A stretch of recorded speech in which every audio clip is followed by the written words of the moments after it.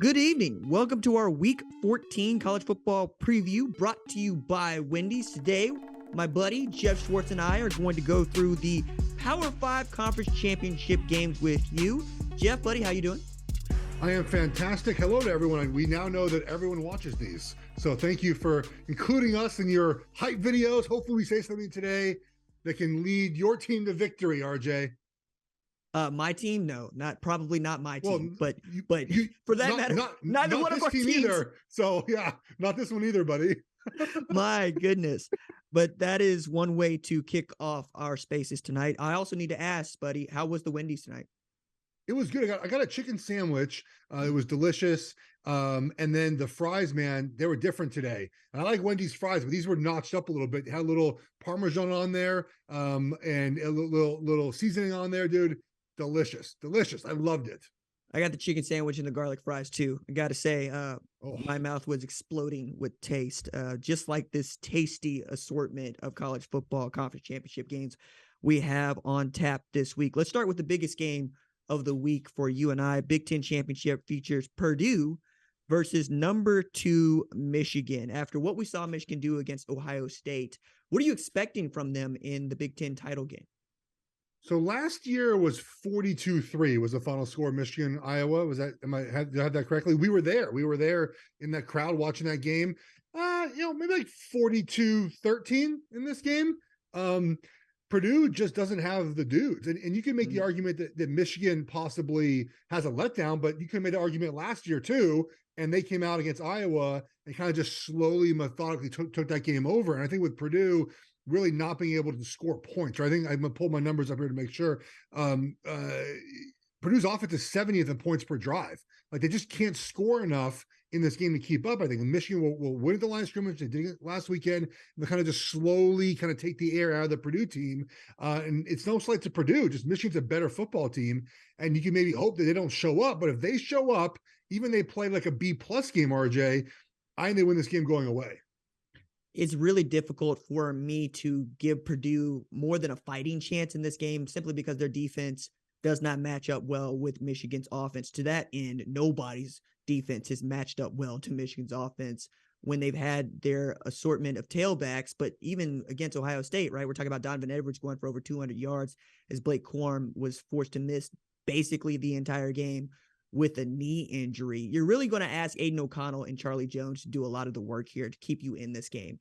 Charlie Jones, who I thought was really outstanding this year for Purdue. I believe it's 1,199 yards he's got with 12 TDs and 97 catches. He was snubbed of being a Biletnikoff Award finalist, but he's certainly a man that you have to have at least one, if not two sets of eyes on if you are the Michigan defense. But more than that, I believe Michigan's playing for the number 1 seed here in this game. If they are able to destroy Purdue, and perhaps Georgia does not play well against LSU, getting ahead of myself here, but it's also my lead into college football playoff rankings reaction here as we're talking about what Michigan is looking at being number 2, swapping, basically taking Ohio State's spot here. Yeah. Do you think that a resounding win for Michigan vaults them into the number 1 ranked spot? No, I don't think so. I guess if Georgia wins by 3 or 10 points, maybe, but we'll talk about that game, I would imagine, in a few minutes. I just don't think Georgia will be surpassed here. The question, I think, becomes maybe a TCU USC thing, but if TCU is undefeated, they're going to be ahead of USC. They're going to be 13-0. They'll be the 3 seed, and USC will be the 4 seed. The fun, obviously, and the chaos becomes if TCU and or USC both lose, and they're short favorites at the moment. What happens next? Ohio State, Alabama, who do you put in there? What happens, down the road? I mean, look, I get Tennessee does not have Hayden Hooker. I get it. They just won 56-0 without him against Vanderbilt, right? Like, I get it's Vanderbilt, but Vanderbilt is coming off 2 SEC wins in a row. I don't know why they're behind Alabama. And I get it. I know why, because Hayden Hooker is out. But the one game we have without him, they won 56-0. I don't know if you should hold that against them. So that feels like next up in line is Ohio State, Alabama, if both TCU and USC were to lose. I'm with you on the Tennessee take. When we did the number 1 college football show reaction, I went in on Tennessee, but I'll add to this. Boo Corrigan had not spoken when I had done the show. And since he said, we looked at Alabama, Tennessee, and we do have head-to-head in our criteria, but we believe that the loss to South Carolina was so egregious that we have to look at Alabama in a different way. And I think that's just full stop false and awful. It's not just because Tennessee has the head-to-head. It's also because when you look at common opponents, Tennessee stomped a mud hole in LSU and Alabama lost to LSU. It's also you saying it's not just that Hendon Hooker's not there. It's that you don't trust Joe Milton to do a good job here. And if you're a Tennessee fan, you know that it ain't just the quarterback that wins you a football game, right? I wonder if they would do the same thing if Bryce Young was not the starting quarterback at Alabama. We won't know, but I think that it is really egregious for the sport that we're looking at Tennessee still being behind an Alabama team that they beat. And if the scoreboard doesn't matter, or I should say, if winning doesn't matter more than losing, I have a problem with that. But to that end, like we're talking about Michigan being undefeated, we're talking about perhaps them winning the Big Ten championship game. I'm going to throw maybe some fly into the ointment here. You tell me if I'm right or wrong in that it could upset things. If Michigan loses to Purdue, let's even say they lose to Purdue by a lot. Do you think that Michigan does not make the college football playoff? How do you make the argument they should be behind Ohio State?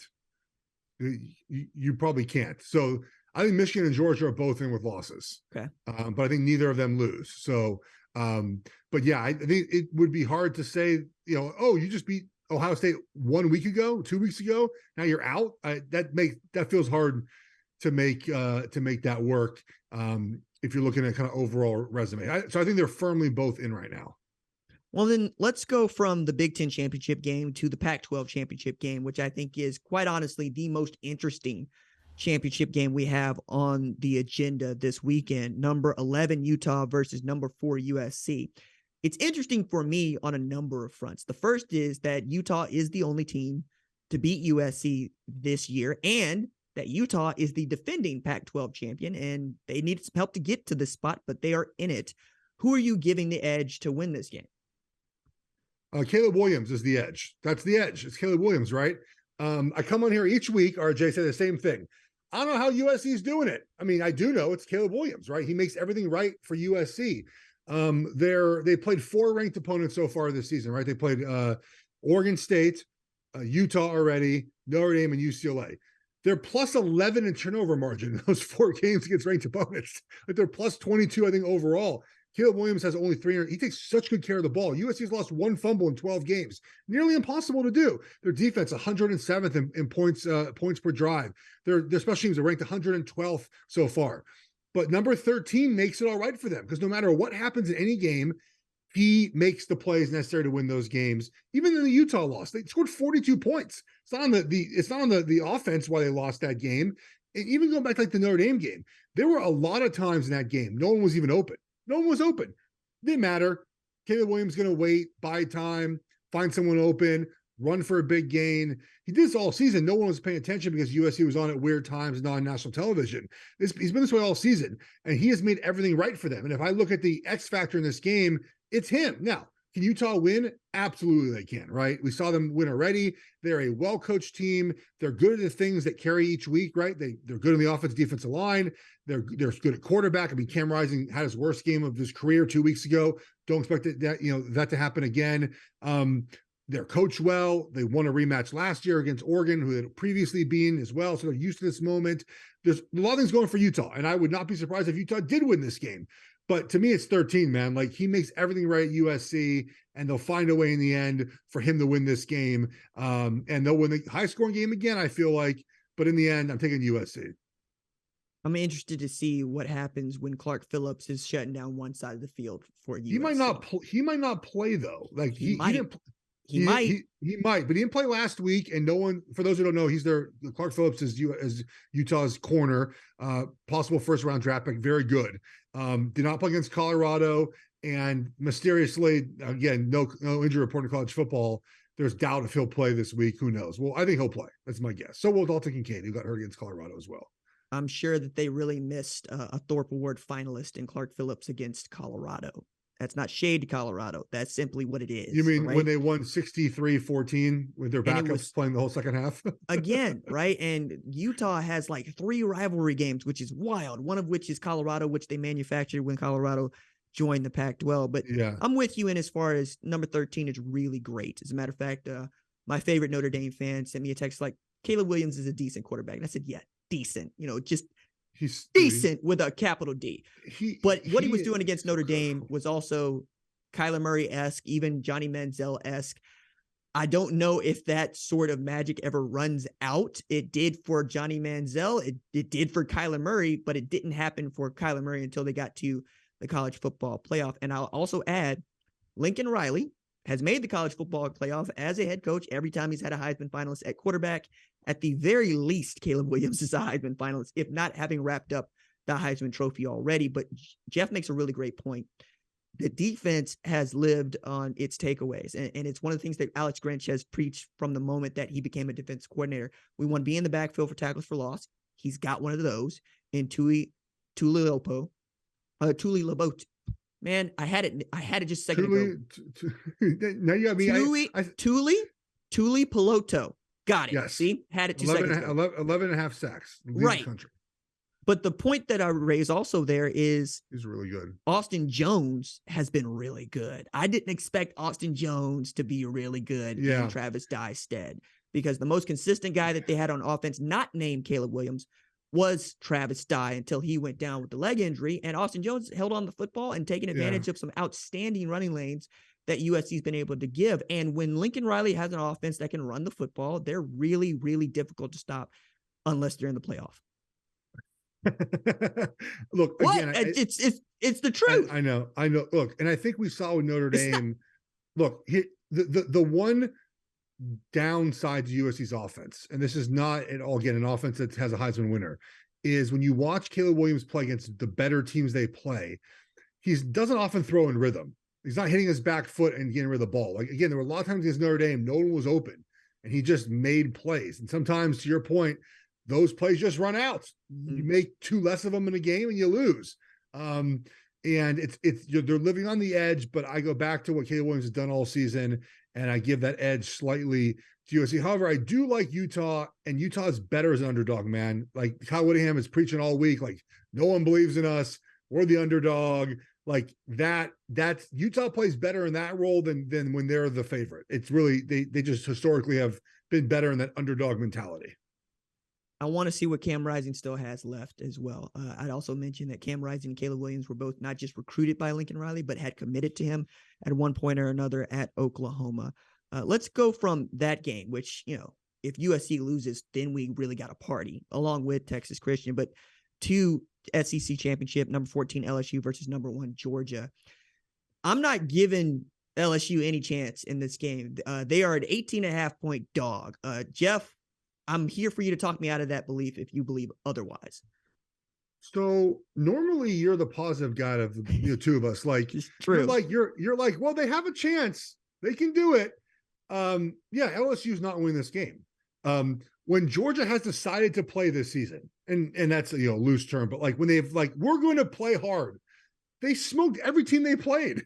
Yes. Every team they played, whether it's Oregon, whether it was Tennessee, whether it was Mississippi State, who was a ranked team, and there's one other ranked team they beat this year, just like with ease, Kentucky. Like when they want to do it, they're going to do it. And sorry, LSU, just not good enough. And you've had a great season, and it's Brian Kelly's first year, and you have far exceeded expectations with a quarterback. By the way, I watched play for 3 years in the Pac-12 conference. Like, you made him really good.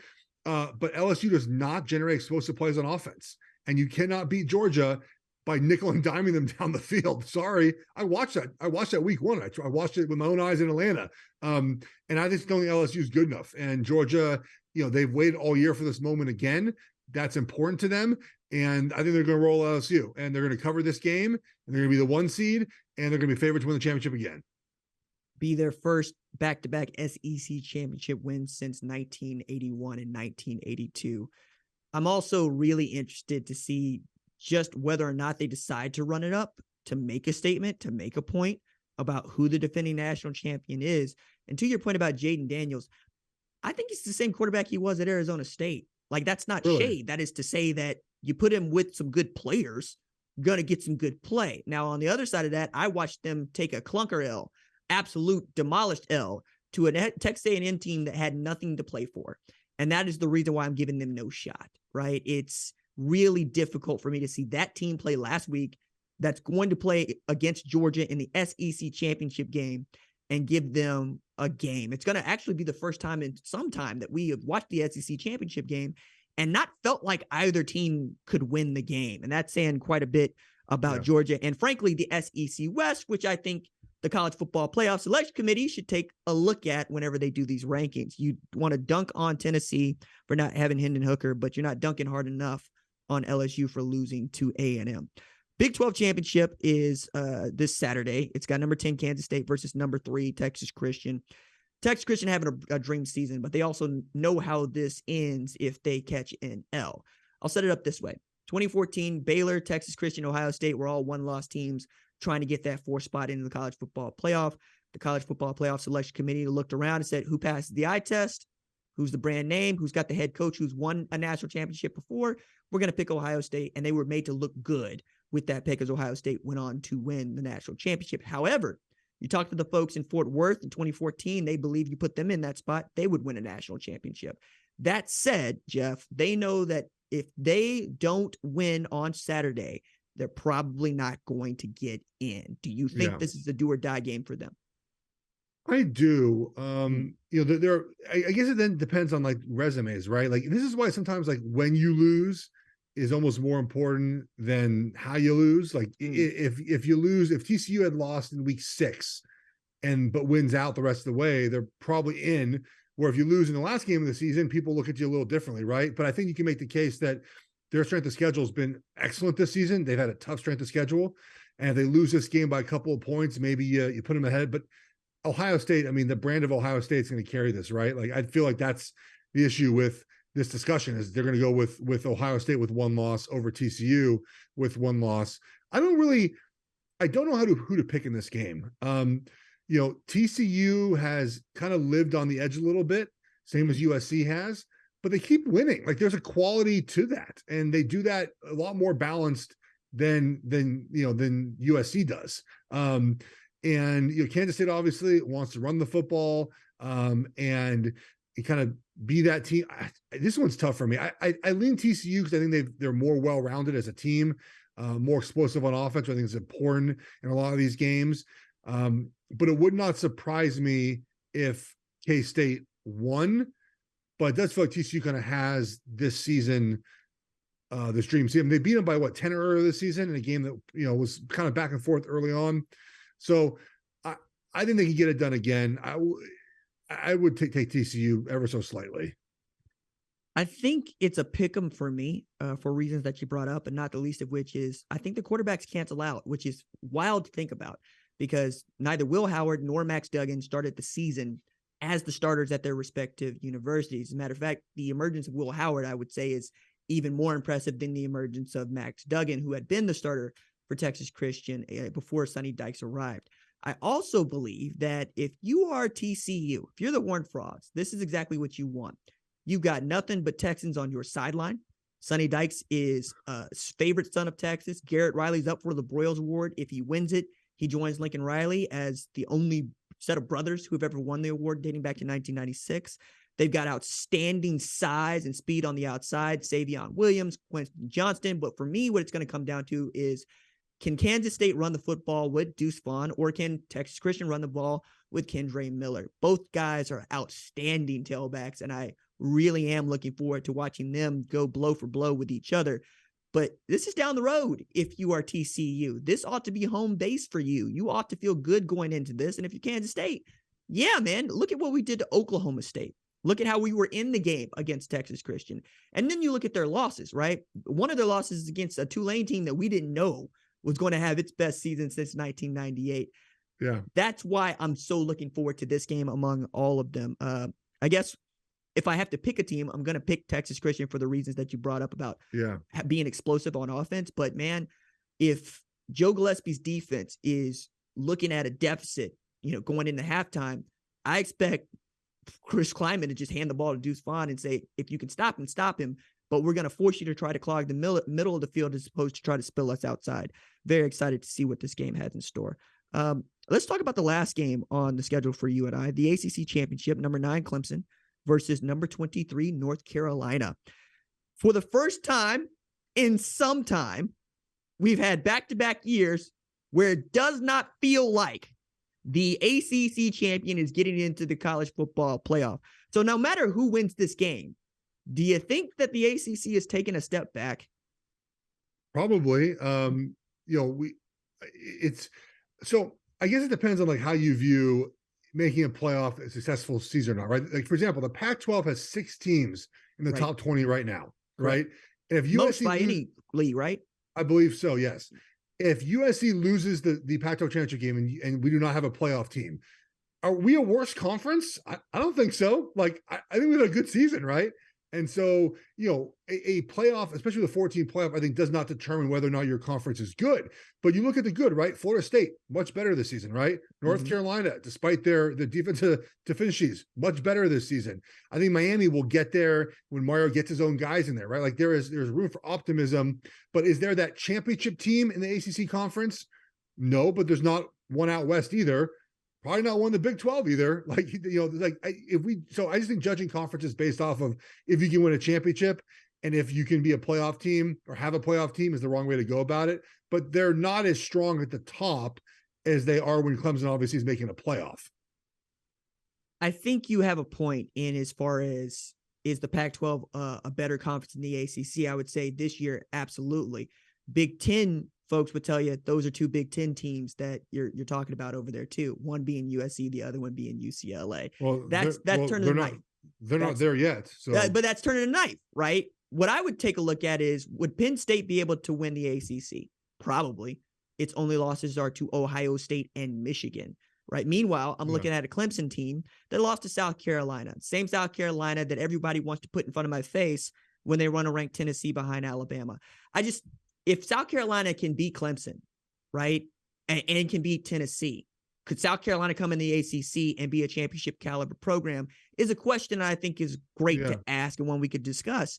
But in as far as this game in and of itself, I think Drake May is the best player in the ACC and he ought to be the ACC player of the year. Yeah. However, the guy that is probably going to start on Saturday in DJ Uiagalelei could do with having an outstanding day, because he did not look good at all against South Carolina. And going into this season, I thought that he was going to be the best player in the ACC. So we're talking about 2 quarterbacks. One is going to be, I think, a Heisman finalist. We'll see what people really think about Drake May after this game is played. But I'm also pulling for UNC here, not just because Clemson has won 6 of the last 8 conference championships, but because UNC hasn't won one since 1980. And to do it against what has been the class, what still is, frankly, the class of the ACC, would be just such a cool story for those folks on Chapel Hill. Yeah, it would be a great story. God, DJ U's going to look great in UCLA blue and gold next year. It's going to be a good look for him. You're already there? Out west. Oh, already there. If Chip hasn't called yet, he's missing out. So look, as far as Clemson, by the way, the stuff Dabo says about the current landscape of college football worries me more than anything they do on the field, right? Because you have to accept, if you want to win at that level, that this is what college football is now. And you might not like it. And maybe behind the scenes, he does everything that he says he doesn't like, but this is what it is now. So as far as this game, I think there'd be a lot of points scored in this game. Clemson's defense, guys, is good, but when they play good offenses this year, okay, Wake Forest, they allowed 45 points. Florida State, they allowed 28 points. And then South Carolina is 31st in offense. They allowed 31 points. They allow points. And then vice versa, North Carolina can't stop anybody. So I think it's sort of like a last possession type of game. And it seems I don't think North Carolina can make DJ uncomfortable enough to kind of get a bad game out of him. It's possible, of course, but it feels like a last possession game, which comes down, to anyone, at that point. So, but North Carolina won out of all the kind of the upsets this weekend. This feels like this could be the most, the most likely to happen, I feel like. And they're 7.5 point dogs too, which I get it, but Clemson just not what they used to be. And then again, when they play better teams, they're allowing a lot of points. One follow-up question before I let you get off of that. You think UNC has a better opportunity to upset Clemson than Kansas State does Texas Christian? I don't really consider a 2.5 point spread much of an upset. Okay. All right. That's fair. Like this is 7. I think it was 7.5 this morning when I wrote about this game. And even Utah beat USC this season. That doesn't feel like that big of an upset to me. But if you look at the Purdue, LSU, North Carolina, the over 7 point spreads, North Carolina would not surprise me if they won this game. And then again, I think DJU's out of there. So, transfer portal, I know there's not the discussion for it. It is like, if you are a fan of college sports, and I get your team might get rated, but this is a lot of drama. It is it is. Well, there's voluntary, Oregon's going to have 15 guys leave on their own. I mean, they might be pushed out the door, but it's a Wild West. And because of what Lincoln Riley did, I think everyone's going to go that direction a little bit harder now. And to be fair, a lot of teams, especially, of course, to cover the Pac-12, all the best quarterbacks in our conference are all transfer quarterbacks. This is how you're building teams up now, is through the transfer portal, and those players are important, help you win right now. I think this offseason is going to be crazy with this. I think DJU will end up finding a different home, and I think it will be out west. Mel Tucker has some things to say about you claiming that Lincoln Riley is the reason that people have gone into the transfer portal and rated it, but that's okay. He had 15. Okay. Lincoln Riley had 60 roster moves. 19. Okay. Lincoln Riley had 60 roster moves, and they're obviously in the playoff, and they have a Heisman caliber quarterback. So a little different than Michigan State. I'm going to be very interested to see who enters on December 5th and hopefully be able to talk about it in a couple of weeks' time. But that's going to do it for this episode. Our last episode of our college football preview, brought to you by Wendy's. See, I can say preview. I can even say Tuli Pelotu, and I can even say DJ Uwe Ungalale. But apparently, stuttering has just been what I have done tonight. Geoff, it's always a joy, man. I've enjoyed this with you. Yes. I look forward to it, and we seem to have a good time. Thanks for this, brother. Yeah, thank you for everyone for listening all season, and it's a great last weekend. Can you believe it, man? Last full weekend of college football went by fast.